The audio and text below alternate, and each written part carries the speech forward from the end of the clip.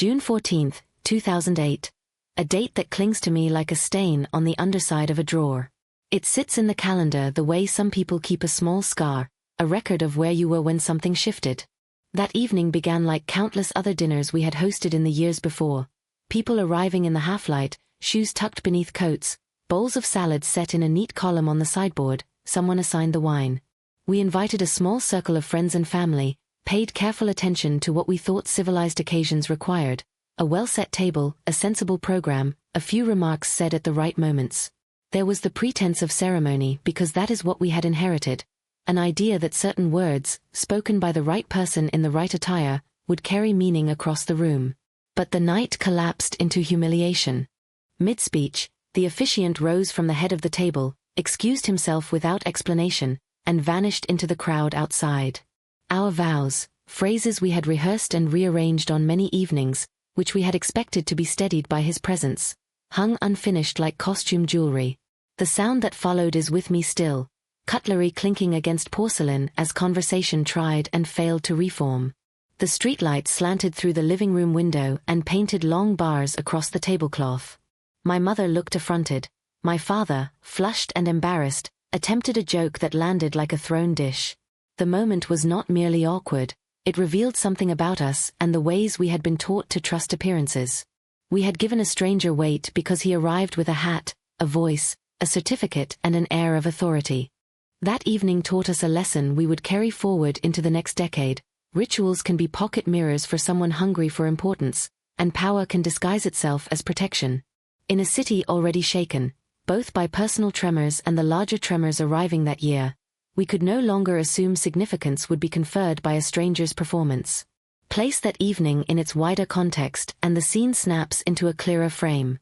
June 2008 arrived just months before the full shock of the global financial crisis reshaped livelihoods and expectations.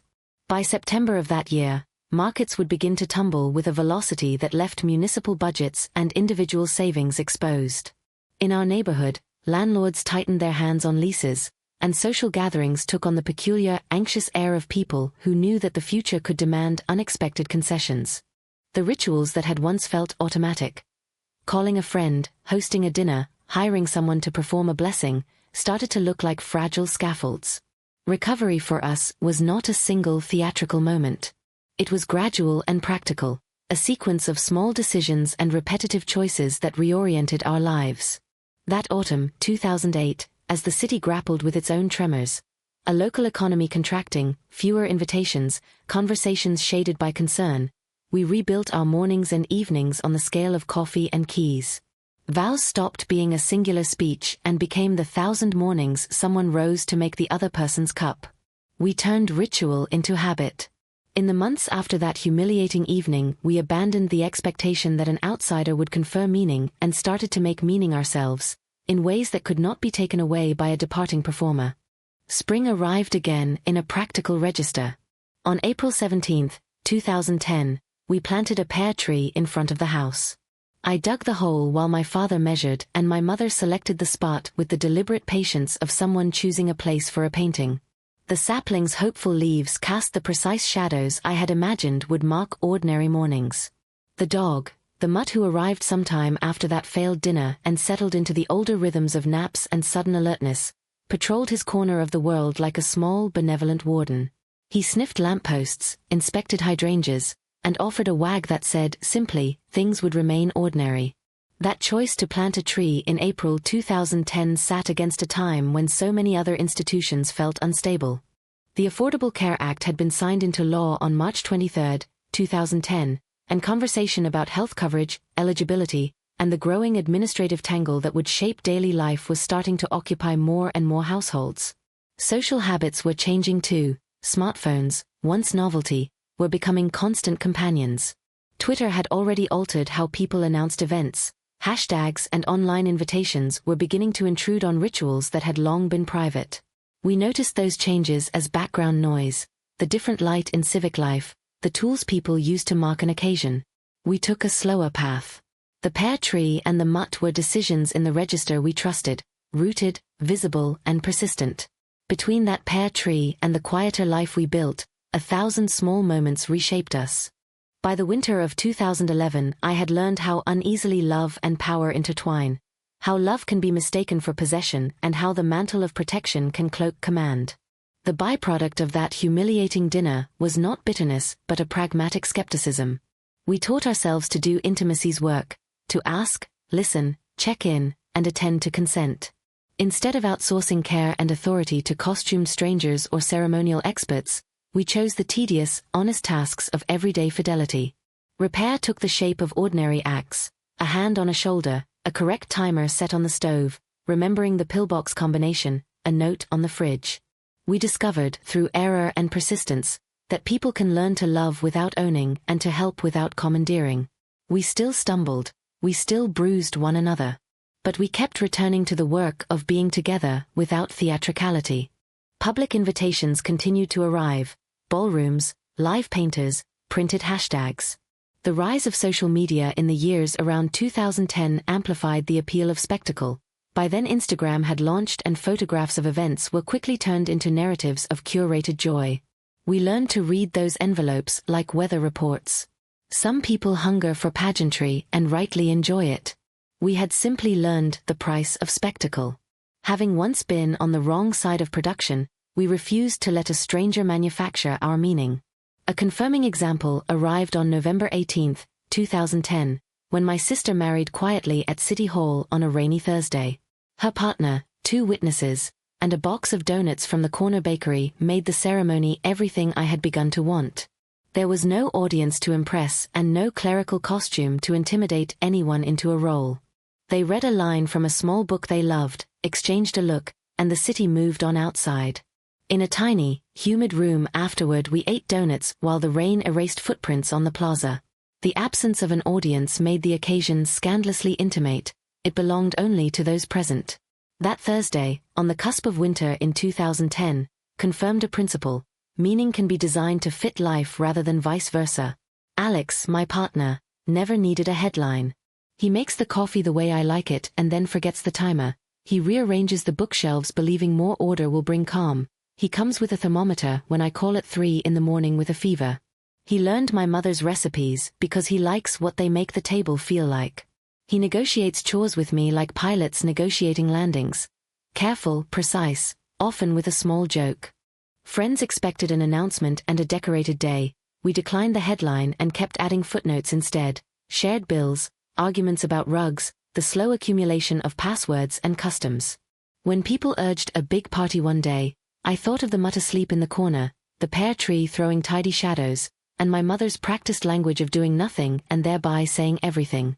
The officiant who fled our dinner did not disappear from the margins. He lingered at the community's edges and resurfaced in small civic settings, a man who had once used places as a stage attempting to belong without performing.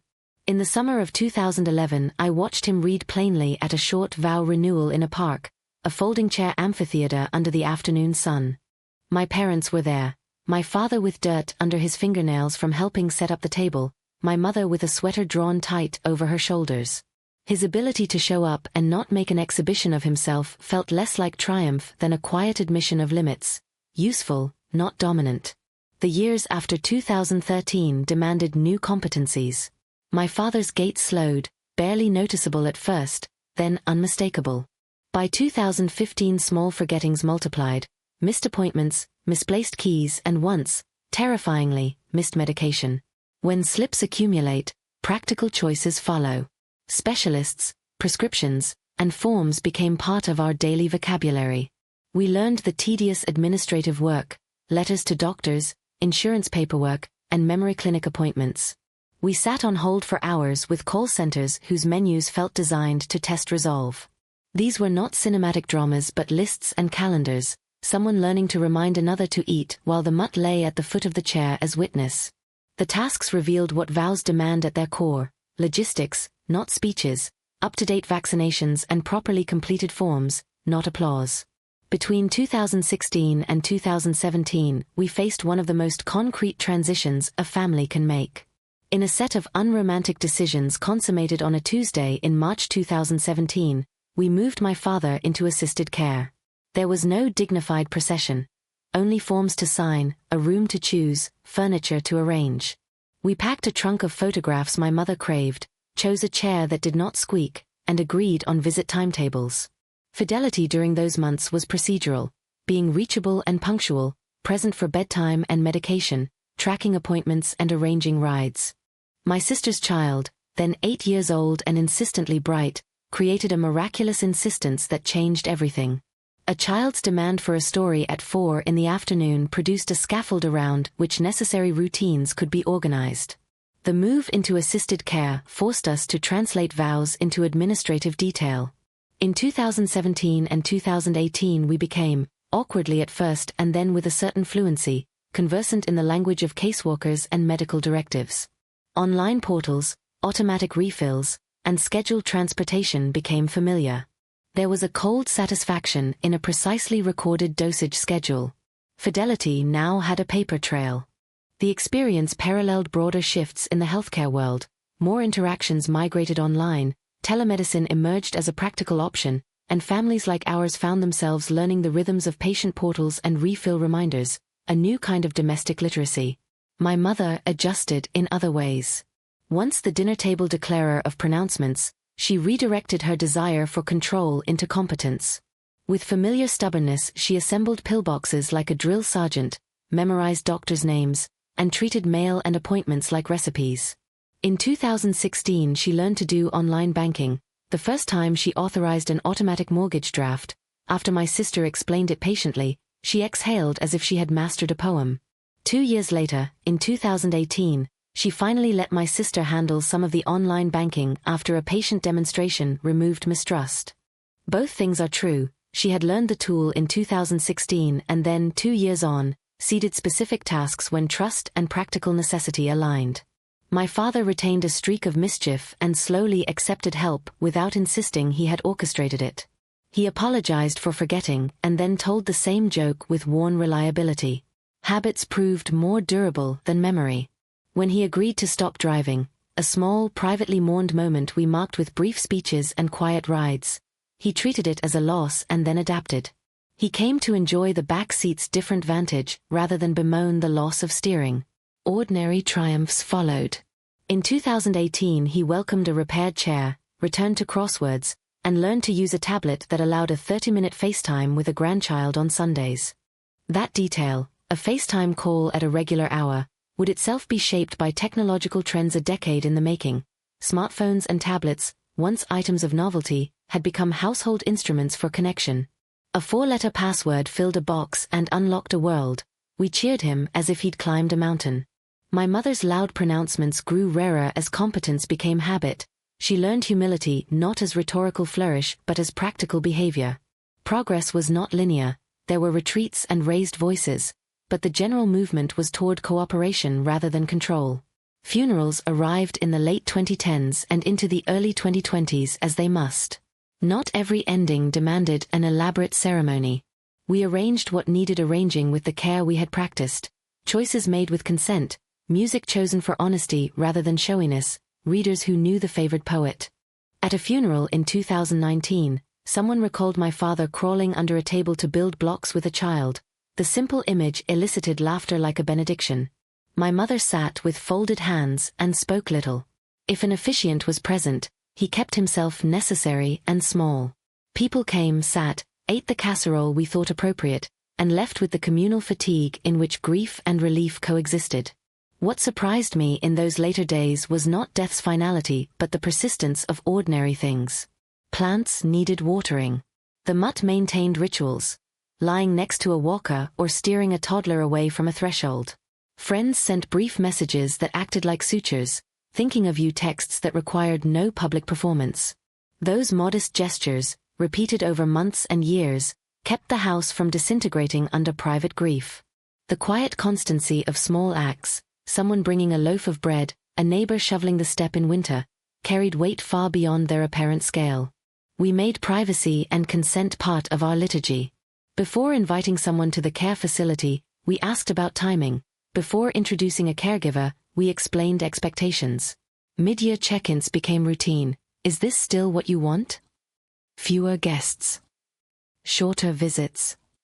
Those quiet queries are not dramatic, but they are ongoing oaths that recenter authority with the people most affected. Creating this ground of consent felt like the inverse of that night in 2008 when authority was assumed by spectacle. We learned to prefer small obligations over theatrical pronouncements. Our language of apology changed. My mother, who once wrapped apologies in lectures, began to offer smaller, truer ones. Her silence became a form of acknowledgement without blame. My father learned to ask for assistance, the practical, "Can you come with me to this appointment?" And the tender, "Will you read me that poem again?" And we learned to answer with patience, recognizing those requests as gifts. There were emblematic rescues that read like the family's gloss of heroism. I remember a Tuesday in December 2018 when the furnace failed mid-morning. The house cooled, fingers went numb, and my sister called from work. Alex was home that day. He walked over with a thermos and a toolbox, tinkered at the thermostat until it hummed gratefully, and steadied the room. My father smiled in a way that fell neither toward theater nor indifference. My mother made soup. The mutts settled at the table's foot. There was no audience, only pragmatic rescue functioning as a renewed vow. Small practical acts like that were the scaffolding of everyday fidelity. Over time, small episodes accumulated into the family's biography. In 2019, my father once left the house in his coat, prepared for a reservation he had forgotten, and waited until someone found him, embarrassed and indignant. In 2015, he had fixed a chair leg with hands accustomed to wrenches. On a Sunday in 2020, Alex and I argued about where to hang a painting. We had the same argument in 2022 and laughed at the predictability. Each moment by itself is minor. Together they form the landscape of a life lived in vows that are renewed daily. Then the pandemic came. In March 2020, cities changed their rhythms almost overnight, and our private practice of consent and small renewals hardened into necessity. Lockdowns made visiting facilities complicated, regulatory guidance shifted frequently, caseworkers learned to conduct some meetings remotely. For families like ours, the shift had a distorted logic. Technology that had once been incidental, FaceTime, video calls, online portals, became essential lifelines. The mutts' walks tightened to timed windows, groceries were ordered online with pickup and delivery, and the rituals that had once been taken for granted required new planning. The world adjusted to wider shifts in public life, and by 2021 and into 2022, our private liturgy of consent and small renewals had hardened into habit. We ritualized permission without fanfare, asking before bringing guests, checking visit lengths, preferring calls or quiet texts. That redistribution of authority, ask and listen, created a safety the grander rituals had not. We learned to tolerate other people's pageantry without envy. Friends who crave spectacle found joy in it. We attended, applauded, and brought gifts when asked. The difference was philosophical. We made meaning at home and equated fidelity with presence rather than grand gestures. Fidelity in our house looks like sitting through a film you dislike because your partner wanted to watch it, bringing groceries without being asked, or showing up at the hospital at 3 in the morning. Visitors often imagine fidelity as a single loud covenant. In our household it is quieter. Calls returned, letters mailed, bowls washed. The bureaucracy of care, forms, initials, insurance codes, taught us that vows translate into logistics. Nights on hold, music designed to soothe, and terse receptionists tested our patience. We learned to be kind in those exchanges because a small kindness from an administrator could change a day. Lists, alarms, and double-checks became rituals. What once read like inventory became steadiness. The procedural tasks were not glamorous, they were the durable architecture of fidelity. Old dynamics resurfaced at times. My mother could still pronounce herself. My father could retreat into defenses. Arguments echoed earlier wounds. But the pattern of response had shifted. Where once an argument might have been a performance of loyalty to an idea, it now served as recalibration. We argued, cooled, and resumed the daily practice that stitched us together. It became less about victory and more about continuity. The frequency of small reconciliations was the measure of our commitment. Children continued to be our clearest teachers. My sister's child, insistent and curious, rearranged priorities simply by asking for stories. Children demand consistency. Answering them teaches fidelity through practice. The small insistence of a child asking, "Will you sit on the floor and be a dragon?" is a curriculum in presence no speech can replace. They revealed, relentlessly and effectively, where time and attention must be spent. There is no neat ending and no tidy moral. What the dinner on June 14, 2008, and its aftermath forced us to do was author our own rituals.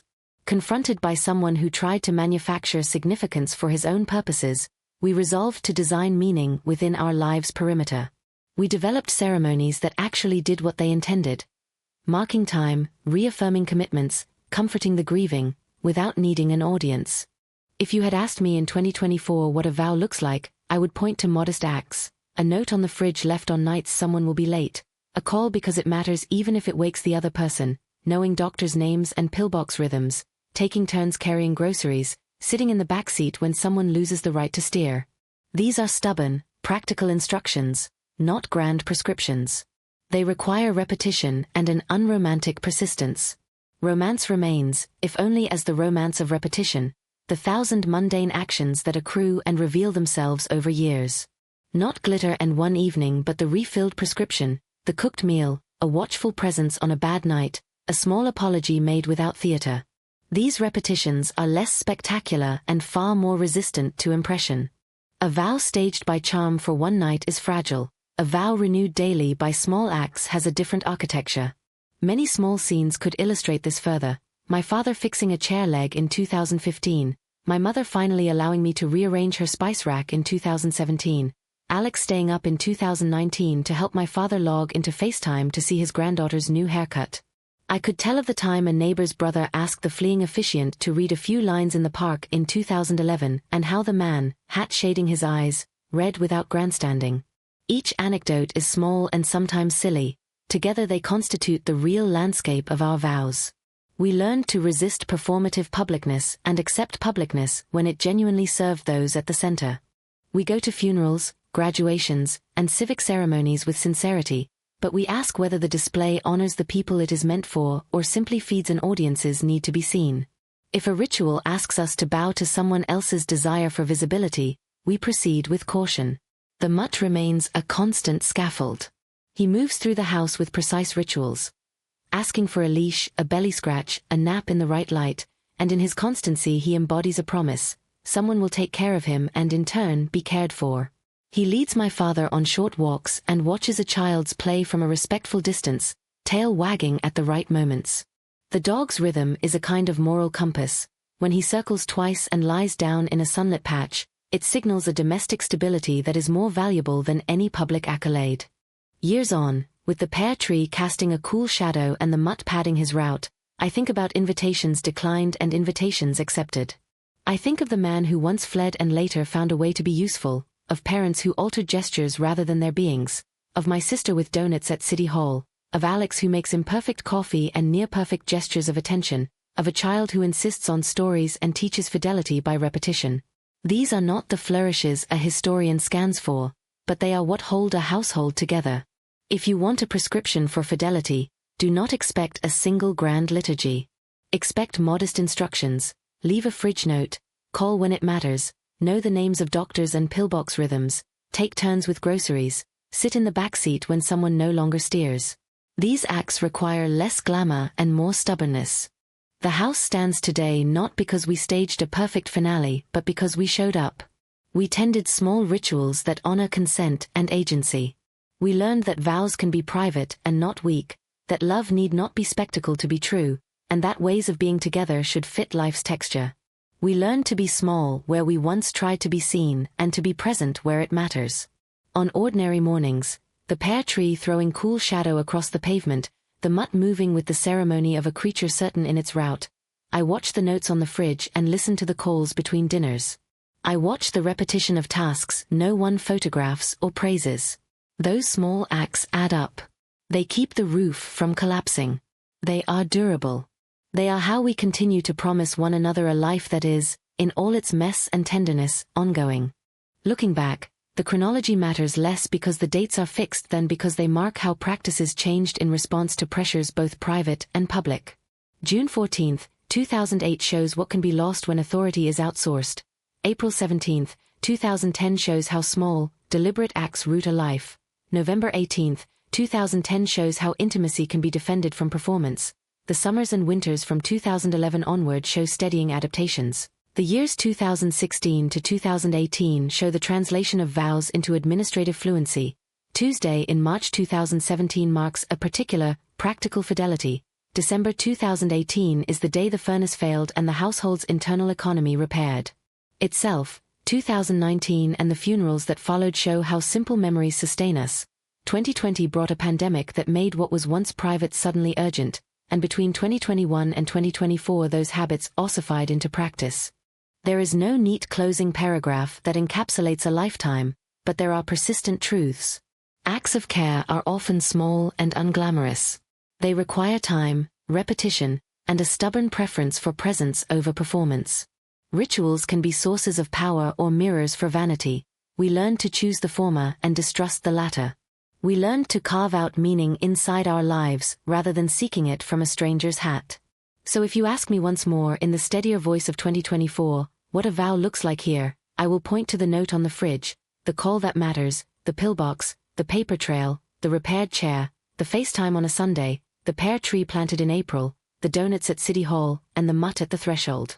These are not glamorous prescriptions. They are an architecture of small, repetitive acts that, over the years, have proven more resilient than any single night's performance.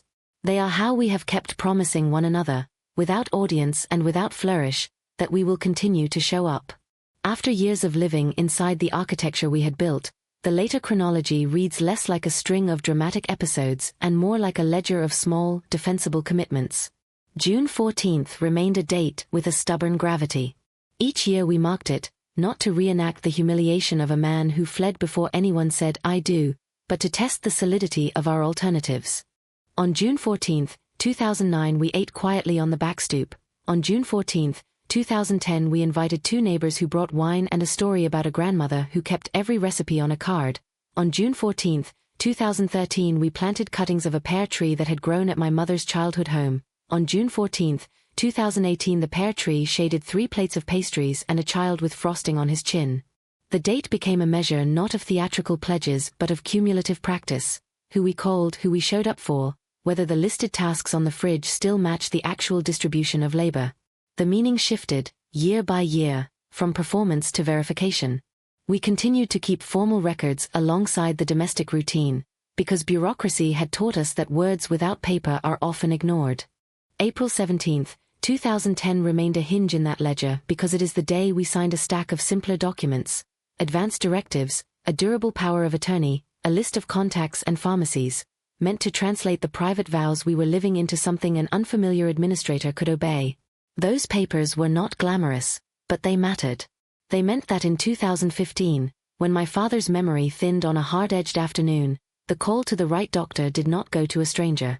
On November 18, 2010, the day that now stands for defending intimacy from theatricality, we revised who had keys and who had permission to speak with clinicians. It was a quiet legal reallocation that preempted a great deal of later confusion. Small, dated interventions kept saving us. Tuesday in March 2017 was not memorable because the calendar glowed but because it records a practical fidelity. That was the day Alex, who makes imperfect coffee and near-perfect gestures of attention, drove 2 hours in a rainstorm to bring my father a new reading lamp after the old one failed. The lamp did more than provide light. It allowed my father to continue the ritual of reading the paper every morning, which kept him engaged and less prone to the kind of disorientation that feeds medical crises. That is how the quotidian became protective. A lamp is also a scaffold for mental stability. December 2018's furnace failure deserves its own small chronicle because it tested the household's internal economy, the way we redistributed tasks and paid for fixes. The furnace died during a cold snap. The first estimate we received would have bankrupted some of the family's discretionary reserves. We convened at the kitchen table and allocated expense items according to willingness and ability rather than by a theatrical notion of who should pay. My sister handled the calls, Alex negotiated a discount with a repairman, and my father, when he could, cleared the path for the men carrying the equipment. The furnace was fixed without fanfare, and the episode reinforced the mode by which we now made decisions. Pragmatically, collectively, and with a preference for cheap ceremonies. Coffee, a thermos, a shared blanket, over public proclamations. 2019 was heavy with small elegies. Funerals punctuated the year, and in a chronological sense they taught us how memory and repetition can become a supply line. We sat through eulogies written in different styles, some florid and some spare, and we noticed how the simplest rituals, sharing a sandwich afterward, bringing a sweater to someone who had not expected company, mattered more in the days after than any speech could in the moment. Those funerals showed us again the way ritual can be either about audience or about shelter. We chose shelter. The pandemic in 2020 refocused everything. When the city announced restrictions in March, the household inventory of small acts suddenly had outsized importance. The daily routines we had cultivated, notes on the fridge, scheduled grocery runs, the ritual of asking before bringing guests, morphed into lifelines.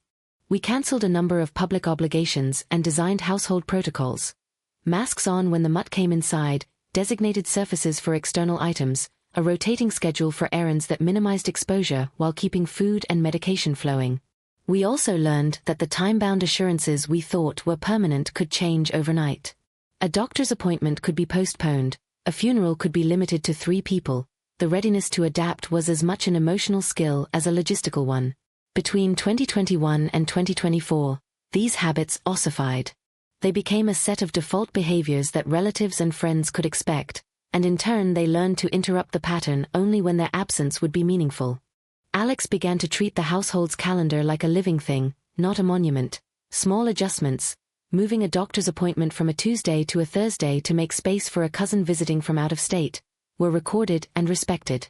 The mutt aged and slowed, and the household rituals shifted accordingly: shorter walks, more frequent naps in sunlit spots, a careful attention to any limping. The pear tree, planted in 2013, reached a modest maturity by 2022 and, in good years, produced a dozen pears used in pies and preserves. In lean years, we shared fruit with neighbors. Those small yields reinforced the principle that fidelity is material as well as moral. The man who fled that June in 2008 reappears as an odd footnote in later years. In 2011, the neighbor's brother asked him to read a few lines in the park, and he did so without grandstanding. He showed up there as a diminished version of the officiant we had met. No top hat, no need for an audience, and for a few minutes read about ordinary human limits with a modestly tuned voice. It was a small act of usefulness, and usefulness is what matters to us now, not the charisma that backs out in the middle of a room. In 2016 he volunteered at a hospice for a month. The hospice coordinator later said he was steady in ways that surprised everyone. The redemption arc, when it exists, is rarely dramatic. It is the gradual accrual of consistent, unshowy acts that make a person reliable again. We kept making the same kinds of choices even as the politics of ritual around us continued to shift. Public ceremonies expanded in some quarters. More elaborate weddings, more curated funerals, while in others, civic rituals narrowed. We learned to judge each invitation on its merits. Would the event serve the person at the center or the spectacle? When my sister decided to marry quietly at City Hall with donuts in the lobby in 2014, she did so with a clear aim: to keep the focus on the commitment and not the applause. The donuts mattered for their ordinariness. They were, materially, a modest feast. When the city clerk joked about the pastries and took a picture, we did not mind. The ceremony had done what it was supposed to do. As years advanced, the legal scaffolding we had built was stress-tested in predictable ways. Prescription changes, insurance shifts, and changing providers required constant, dated entries on our shared list. A form filled out on May 3, 2021 required a different signature than one filled out on May 3, 2019. Portals were updated, and passwords proliferated. Alex kept a password manager and taught us all to use it. There is a minor but important ritual in teaching someone how to log into a patient portal. It is a transfer of agency.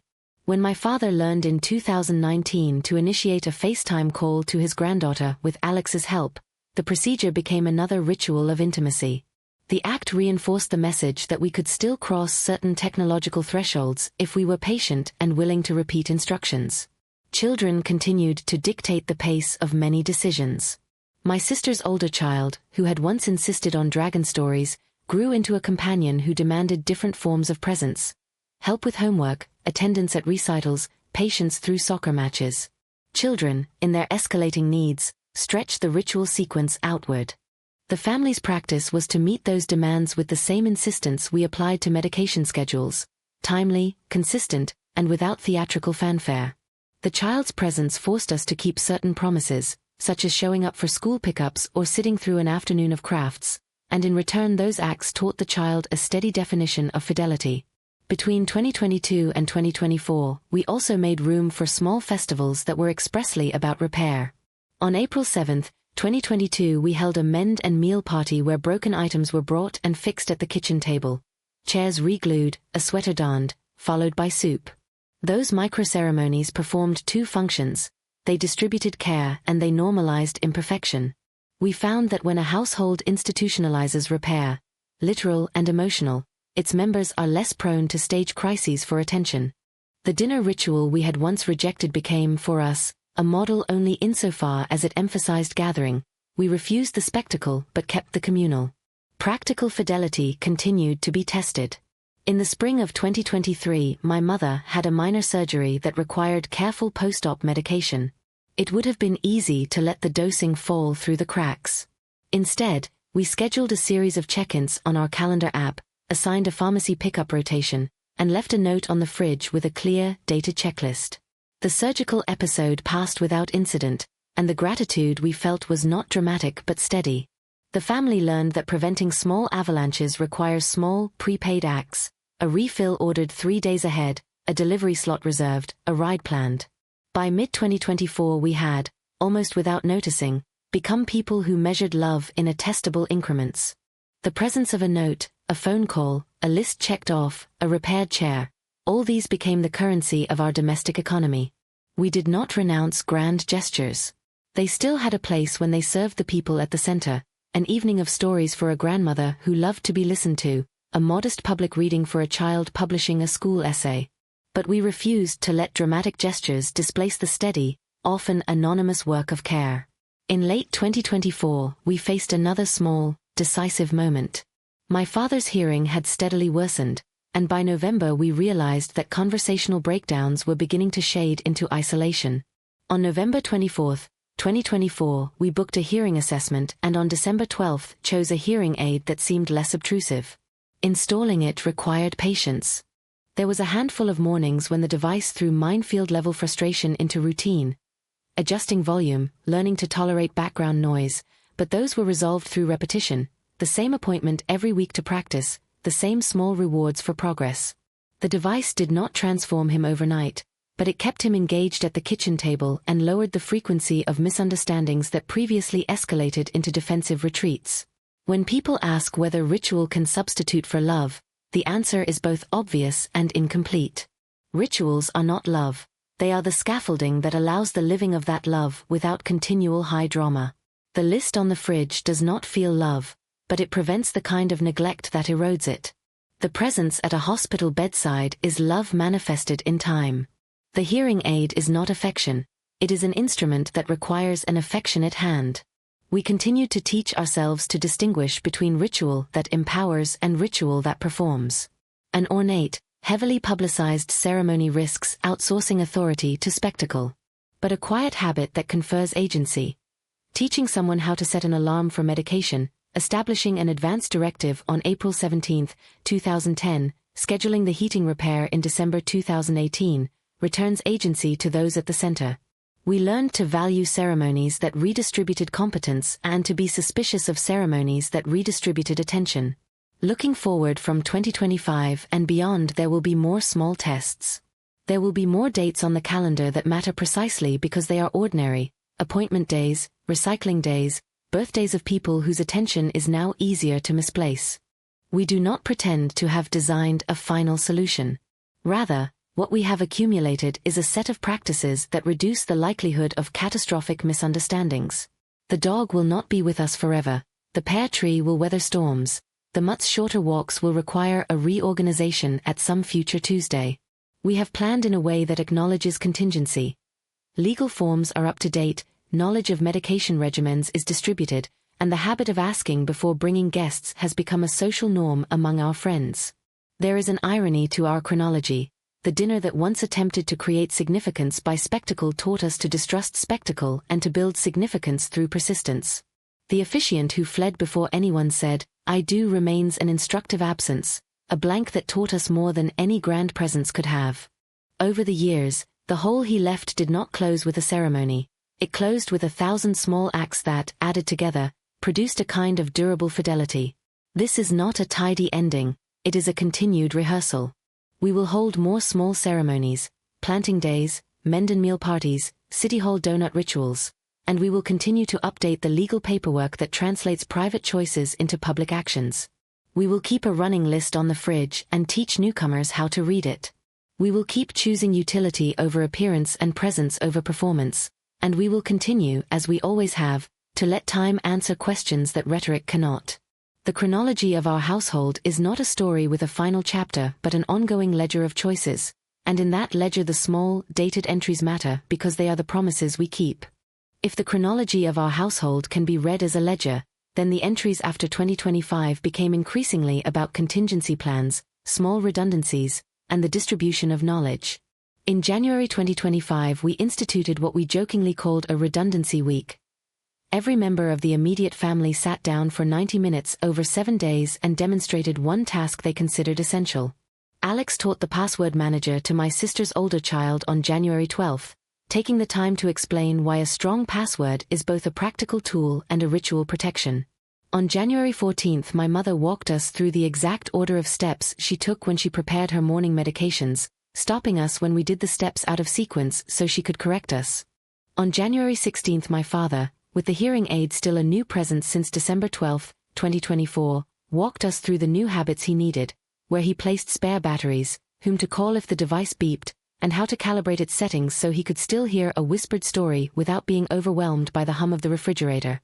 The week was perfunctory, but those perfunctory acts accumulated into a different kind of confidence. When small failures occurred later in 2025, a missed refill on July 8, 2025, or a misplaced clinic appointment reminder on August 2, the household could recover quickly because more than one person knew the sequence. We also expanded the circle to include a handful of neighbors who had watched our family practice fidelity in plain sight. In March 2025 we formed an informal care circle anchored by routine reciprocity, a recipe swap, a carpool rotation for school performances, and an understanding that if someone could not transport a neighbor to a clinic appointment, the circle would pick up the slack. The idea was not new. Neighbors have always served as informal auxiliaries, but formalizing the reciprocity with dated agreements mattered. On March 19, 2025 we drew up a single-sheet pledge that laid out response expectations, 24-hour acknowledgement of urgent calls, 3-day windows for non-urgent errands, and signed it in the kitchen, under the pear tree window. The sheet was stapled to the fridge beside the checklist and was useful less because of enforcement than because the act of signing made visible the commitments we had been taking for granted. The 2008 dinner and the fleeing officiant continued to be the family's moral touchstone. In neighborhood conversations it became shorthand for the dangers of staging intimacy. Get the intention right, we told friends, or you risk an empty stage. The officiant's absence from the ceremony, his June 2008 retreat, had taught us to value rehearsed competence over rhetorical flourish. The retreat was not merely an embarrassing anecdote, it served as a practical axiom that we invoked when arranging any ceremony that might impose obligations. In June 2025, when my sister was asked to be a matron of honor at a high-profile wedding with live-streamed vows and a rented marquee, she declined in a text that read, simply, "Pleasure, but not our practice." The couple understood and pivoted to a small backyard ceremony on September 6, 2025 that featured a simple reading and a shared meal. When the officiant arrived, he stayed. By mid-2026, we had matured some of our protocols into more formal documents. The advance directive that had first been noted on April 17, 2010 was revisited on May 11, 2026 to clarify preferences around palliative care and to name a secondary proxy. We appointed the secondary after a conversation that traced back to the dinner trap of 2008. The decision criteria had nothing to do with theatrical loyalty and everything to do with who could reliably execute a plan under stress. The secondary proxy was not the most charismatic person we knew, he was steady. The formalization of preferences into dated, witnessed documents stopped social arguments before they could begin.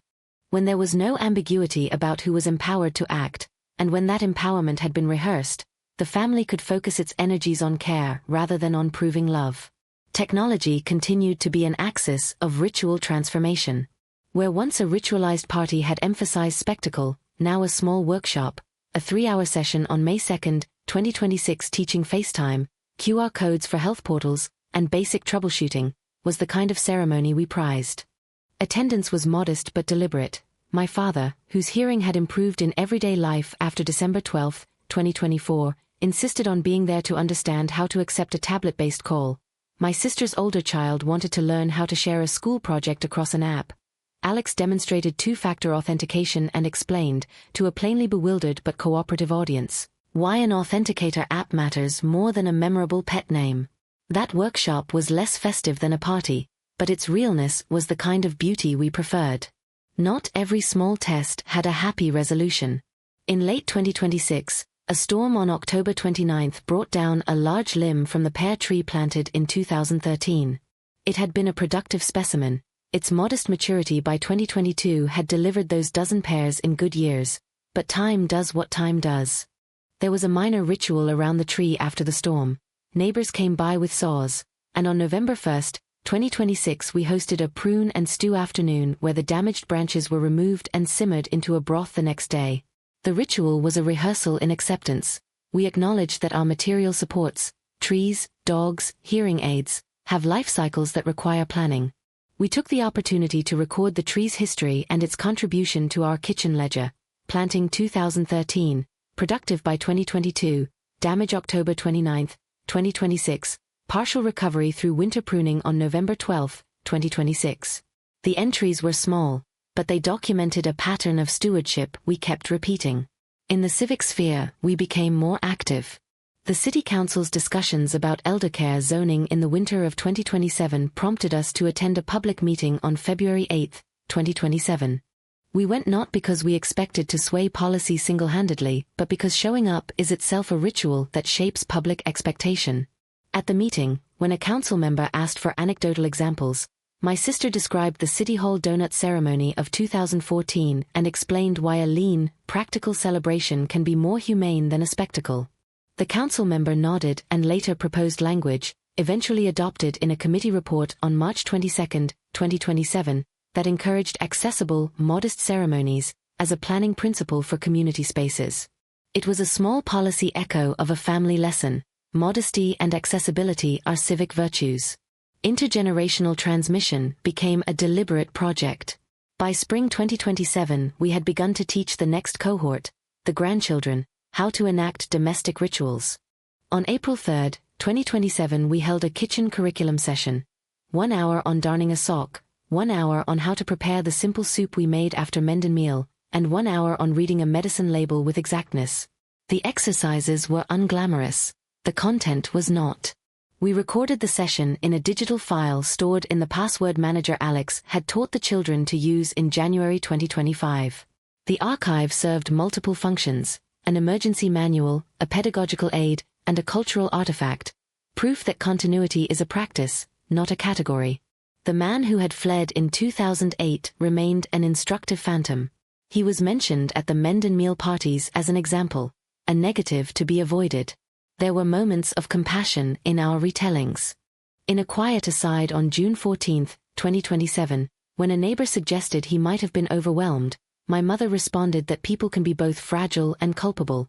There is no contradiction. That nuance mattered as we pushed back against a community tendency to reduce complicated acts to villainy or heroism. The officiant's reappearances in 2011 and 2016, readings in parks and a month at a hospice, continued to be cited as evidence that repair is often slow, not theatrical. By late 2027, a small oral history project in the neighborhood included a brief reference to his name as part of a larger tapestry of lessons. The man who left, the family who kept small promises, the neighbors who accepted soup and repaired chairs.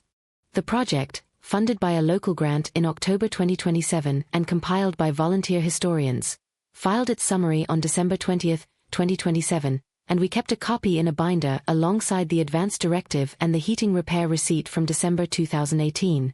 There were legal tests, too.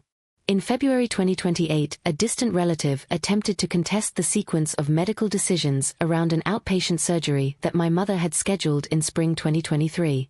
The attempt was half-hearted and failed because our paperwork and the witness signatures, dates inked across documents from 2010, 2018, and 2026, left little space for reinterpretation. The contest itself was a monument to the importance of durable records. When social capital is backed by dated signatures and clear procedures, it is harder for opportunistic disputes to escalate. We regarded the episode as confirmation rather than surprise. The lesson from June 2008, do not rely on spectacle when an ordinary document will serve, was vindicated. By 2029, our small rituals had begun to leak outward into local institutions. The elementary school adopted a Mend and Meal Light project in September 2029, encouraging students to fix broken items and share a simple potluck afterward. The idea was pitched by my sister's older child to a teacher after a class visit to our home in June 2029. The teacher loved its simplicity and rolled it out as a monthly event. What was striking was the way a family practice had moved into an institutional rhythm without losing its character. The school's version of the ritual prioritized inclusion. No one excluded for lack of resources, and that emphasis mirrored our own early experiments in repair parties in April 2022. Personal health remained the axis on which most decisions turned. In April 2030, my father's hearing aid required a major servicing. The appointment on April 2, 2030 was attended by Alex, who taught the technician how to adjust the device using the smartphone app. The technician's notes were filed with the appliance's serial number, the date, and a checklist of settings. The service visit was another small ritual. We arrived early, sat together in the waiting room, and then returned to the kitchen to record what had been done. The recording, an entry dated April 2, 2030, seemed prosaic but later proved crucial when a minor malfunction occurred in August 2031. We could compare the settings and isolate a software bug. Time continued to abrade and to clarify. The dog, our mutt, whose walks had been shortened and whose preferences required management, slowed further in 2031. We adjusted by changing our schedule. A neighbor volunteered to take the dog to the park on Tuesdays and Thursdays beginning October 5, 2031, and we marked the arrangement on the fridge. The scheduling was another example of routinized care. The act of distributing responsibility minimized the risk of missed walks, which in turn minimized the risk of health decline. The pear tree, after the 2026 storm and subsequent pruning, lingered as a quiet testament to continuity. By 2032 it offered a few fruitings, less generous than those of 2022 but precious in their particularity. As we moved further into the 2030s, the rituals that had once been improvised acquired a certain institutional memory. The kitchen ledger itself became an artifact. By March 2033 there were several worn pages that documented appointments back to May 3, 2019 and May 3, 2021 forms, the advance directive of April 17, 2010, the heating repair of December 2018, my mother's surgery in spring 2023, and my father's hearing assessments of November 24, 2024 and the hearing aid choice on December 12, 2024. The ledger was not intended as a museum piece, it was a living tool. Still, the feeling of reading such continuity, seeing the hand that had entered dates and checkmarks, was quietly satisfying. It felt like living history, small acts adding into something that could be narrated. We did not stop teaching the difference between ritual that empowers and ritual that performs. On June 9, 2034, following a series of regional conferences about aging and public ritual, we hosted a breakfast at our home for a dozen professionals, social workers, clergy, and some civic planners. We described our practice, why we kept the checklist on the fridge, why we taught grandchildren to read a pill bottle, why we insisted on witness signatures rather than performative vows. Most of the attendees expected a manifesto. Instead they found a kitchen table, a pear tree view, and a stack of receipts. They left with copies of the same single-sheet pledge we had signed on March 19, 2025, and a willingness to trial a Mend and Meal in a pilot program at a community center in fall 2034. Through all of this, the image of that June in 2008, the officiant backing out and the empty podium, remained a moral compass. We told the story to younger people not to shame but to instruct. Do not build an infrastructure of intimacy around people who are only interested in applause. We taught that a good ceremony is built by those who will stay, and that the best vows are backed by repeatable actions. The officiant's flight had not been the singular failure of a single night, it had been an opportunity to define fidelity as practice. Looking forward from our present, the ledger's latest entries now extend into 2035. We continue to plan for contingencies we cannot yet fully imagine. We think in dated increments. We book hearing reassessments every 6 months. We schedule technology workshops each spring. We plan for the pear tree's eventual replacement, perhaps with a small orchard of pollinator-friendly shrubs in March 2036. We will continue to prefer quiet, teachable rituals, kitchen curricula, mend and meal parties, city hall donut ceremonies, over public spectacle. We will keep the checklist on the fridge and insist that newcomers learn its language. The chronology of our household remains an open ledger because life is lived in the accumulation of small, dated acts, and because the absence of a single theatrical figure in June 2008 taught us to keep faith with the steady, unglamorous work of staying. We treated the years after 2035 as if they were a long, careful appendix to the story that began with an empty podium in June 2008. That image never lost its gravity. It continued to shape how we allocated time and attention. We kept the ledger open and current. We booked hearing reassessments every 6 months, April and October, so that nothing depended on a single appointment slipping through a family calendar. The next reassessment was set for October 2035 and, true to form, Alex created a shared calendar alert that pinged everyone at 8 a.m. the day before.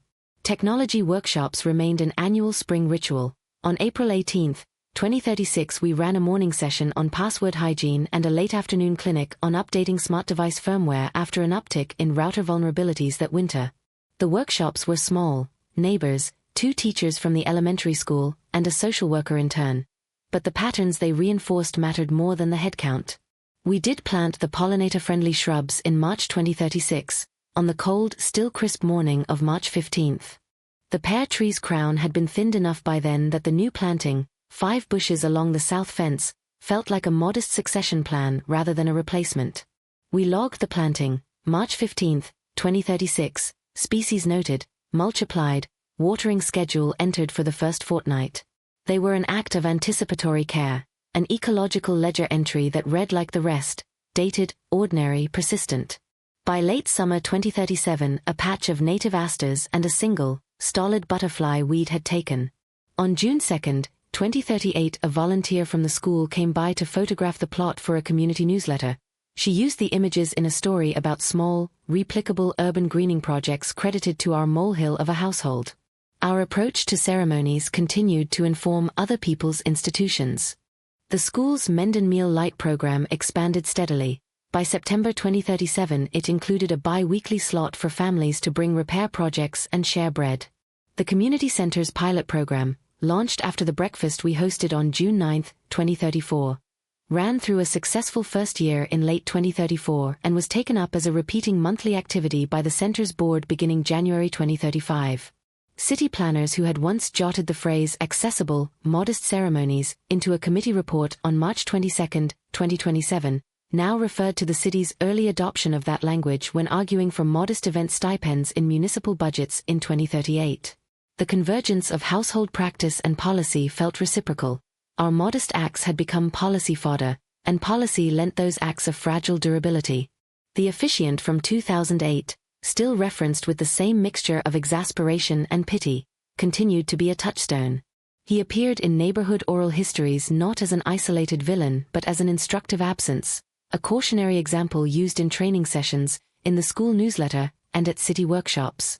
Clergy and secular celebrants who spoke at a regional ethics symposium in March 2039 invoked the stay clause, the informal principle we and others had adopted, that a responsible celebrant must be present across the duties they claim: preparation, witness, and follow-through. The symposium did not convict the man of anything new. He had long since faded from direct contact with our family. But the story of his retreat in June 2008 continued to be rehearsed as an ethical lesson. Vows that are not anchored in repeated, witnessed acts are easy to abandon. At home, the succession of small rituals accumulated into a family memory that was legible to outsiders.